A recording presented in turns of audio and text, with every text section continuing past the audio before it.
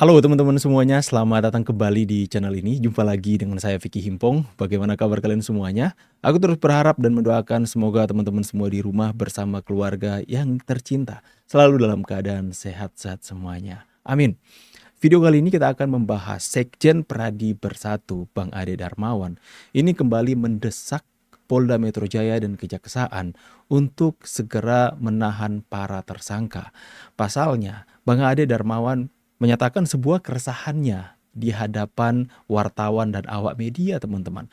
Di mana mau kapanpun, mau dimanapun, seseorang yang melakukan pelanggaran hukum secara berulang atau residivis dengan kasus yang sama, seharusnya ketika dia menjadi tersangka, itu dia harus segera ditahan. Tapi ketika isu atau P21 ya sudah mulai terdengar, sudah dinyatakan oleh Polda Metro Jaya, ini kemudian menjadi concern lagi buat teman-teman Pradi Bersatu dan juga menjadi tanda tanya di tengah masyarakat. Ada apa? Kenapa Roy Suryo dan para tersangka lainnya tidak ditahan? Padahal alasan para tersangka ini tidak ditahan adalah mereka tidak menghilangkan barang bukti atau tidak melakukan pelanggaran yang sama yang kemudian mereka hadirkan di tengah-tengah publik. Akan tetapi ya selama ini kita bisa melihat bahwa hampir ketika berada dalam acara televisi, dalam podcast-podcast mereka, para tersangka ini terus-menerus mengatakan bahwa ijazah Pak Jokowi adalah 99,9%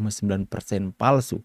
Dan ini adalah sebuah pelanggaran yang oleh karena pelanggaran itu, oleh karena pernyataan mereka, tuduhan mereka kepada Pak Jokowi ini, mereka menjadi tersangka. Itu tandanya setiap mendapatkan kesempatan, bahkan hampir setiap hari di sosial media, di ruang publik, di tengah-tengah masyarakat, mereka selalu berulang kali melakukan pelanggaran hukum itu. Lantas menjadi tanda tanya, kenapa sampai detik ini mereka tidak ditahan? Itulah yang menjadi keresahan Sekjen Pradi Bersatu Ade Darmawan, sehingga beliau dan teman-teman pengacara yang lain datang menyurati di Polda Metro Jaya. Ini akan menjadi pembahasan kita. Kita saksikan sama-sama berita terlengkapnya, teman-teman. Let's go. Menanyakan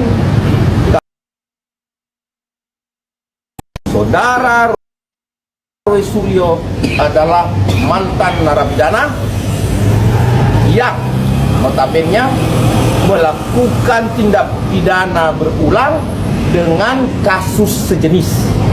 Kasus sejenis itu apa? Ini sore ini udah sangat sore, memang sengaja karena sore-sore itu lebih bagus kalau ada penahanan nanti kan. Jadi harus sore, biasanya seperti itu. Nah, hari ini kami datang untuk menghadap penyidik atau pimpinan penyidik untuk menanyakan. Yang pertama adalah menanyakan kapan ini dilakukan tahap 2. Ya, itu yang paling pertama. Yang kedua adalah memberikan surat. Ini tim gabungan yang ada di sini, ada tim Merah Putih. Ya, saya perkenalkan dulu, ada Pak Suwadi dari THMP, adalah kuasa dari para pelapor juga. Salah satu pelapor, Pak Boy juga adalah kuasa dari salah satu pelapor, dan semua adalah kuasa dari para pelapor dari Bapak Insinyur Joko Widodo. Ya, itu yang pertama. Masuk dari Bersatu kan udah pasti ya. Nah, yang saya ingin sampaikan adalah hari ini kita akan membawa surat permohonan tahap 2, di mana tahap 2 ini kami mohonkan untuk dilakukan penahanan. Nanti kita kasih ke teman-teman wartawan ya, poin-poinnya, bahwa apa yang kita terapkan di sini adalah di mana ya, ini saya langsung masuk ke inti, bahwa di mana di dalam negara manapun juga di dunia, bila mana terjadi tindak pidana berulang, maka itu harus dilakukan penahanan. Itu di negara manapun. Yes. Ya, bukan cuma di Indonesia. Ini kita malu nih sebagai warga negara, terus aparat penegak hukum yang melihat persoalan seperti ini. Pertanyaannya kemudian timbul, ya, apa sih pidana berulang? Ya, pidana berulang bisa dilakukan pada saat sudah ditetapkan sebagai tersangka. Yang lebih parahnya lagi adalah saudara Roy Suryo adalah mantan narapidana yang notabene melakukan tindak pidana berulang dengan kasus sejenis. Kasus sejenis itu apa? Ini dalam benak seluruh APH, seluruh aparat penegak hukum, pengacara, jaksa, kemudian kepolisian, bila APH ini berpikirannya lain, saya pun tidak mengerti apa yang ada di dalam benak para APH ini. Kalau kita pengacara mengaku APH, kalau kita jaksa kita mengaku APH, kalau kita kepolisian juga mengaku APH, bahwa pidana berulang itu adalah tindak pidana yang dilakukan sejenis dan itu wajib ditahan. Residivis itu harus ditahan. Kenapa? Karena mengulangi perbuatannya. Nah, pertanyaannya, apa yang dilakukan Bapak Suryo ini, Mas Suryo ini? Apa yang dilakukan? Yaitu penghinaan juga kan kemarin. Penghinaan kan? Dilakukan penahanan nggak? Dilakukan kan penahanan. Nah, itu message yang pertama highlight bahwa dilakukan pidana berulang, dua, wajib dilakukan penahanan. Ini yang paling utama nih ya. Nah, inilah yang kita akan sampaikan kepada Kepolisian Negara Republik Indonesia. Yang kedua, para elit. Saya sampaikan siapapun Anda, para elit, baik yang di dalam pemerintahan maupun di legislatif, ya, saya sampaikan, gak perlu cawe-cawe persoalan dunia, ya, gak perlu cawe-cawe. Malu kita berbangsa dan bernegara. Tetap kita konsentrasi pada supremasi hukum, penegakan hukum. Ini udah berapa lama? Ini dibiarkan terus, ya kan? Nah, apa ini kalau nggak ada cawe-cawe nih? Jadi yang cawe-cawe sudah cukup lah. Siapa sih Roy Suryo, nggak usah dibela-belain. Ngapain kita bela-belain dia? Ya kan? Residivis kok dibela-belain? Nggak usah. Udah, kita saat ini konsentrasi bagaimana ini tahu. Kalau menurutku Bang Ade ya, soal siapa sih Roy Suryo cawe-cawe? Ini saya pikir it's not about Roy Suryo teman-teman ya. Bukan tentang Roy Suryo, tapi ini tentang Bapak Joko Widodo. Ini tentang Pak Jokowi.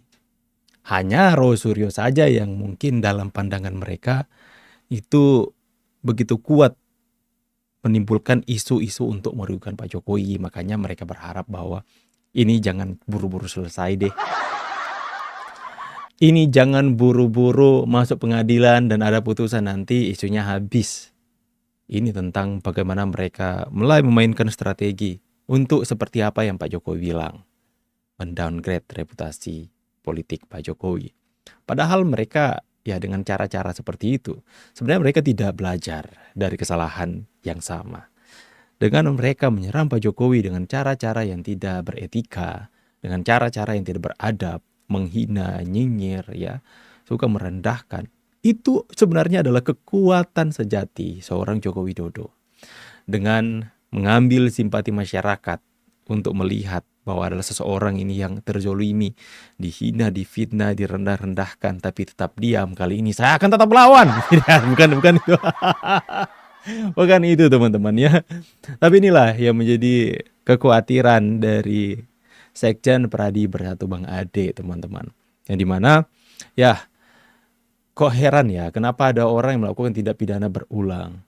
Ada seorang residivis dengan kasus sejenis, akan tetapi ketika dia menjadi tersangka bahkan P21 itu masih belum ada penahanan. Dan ingat, ini menjadi perhatian khayalak ramai, menjadi perhatian publik yang begitu dinanti-nantikan. Bahkan banyak publik yang sudah tidak menantikan karena bosan dengan begitu banyak drama hari ini yang kita lihat menimbulkan begitu banyak pertanyaan. APH bagaimana menangani Roy Suryo dan para tersangka lainnya. Ya, sedangkan hampir setiap hari mereka itu membangun narasi-narasi diksi-diksi yang seolah-olah pihak kepolisian ada di pihak Pak Jokowi dan sebagainya. Pak Jokowi mengatur, padahal yang kita lihat hari ini bahwa ya yang seolah-olah itu nggak mendapatkan keadilan yang seadil-adilnya itu Pak Jokowi, teman-teman. Bagaimana pendapat kalian nih? Ini adalah ruang diskusi publik kita. Apakah yang disampaikan oleh Pak Ade Darmawan, Sekjen Pradi Bersatu ini, itu seturut dengan apa yang menjadi buah pikiran kalian? Silahkan tulis di kolom komentar pendapat, saran, kritikan kalian. Kita sama-sama hindari yang namanya disinformasi, fitnah, dan ujaran kebencian. Saya Vicky Himpong pamit. See you on the next video guys and God bless you. Bye guys.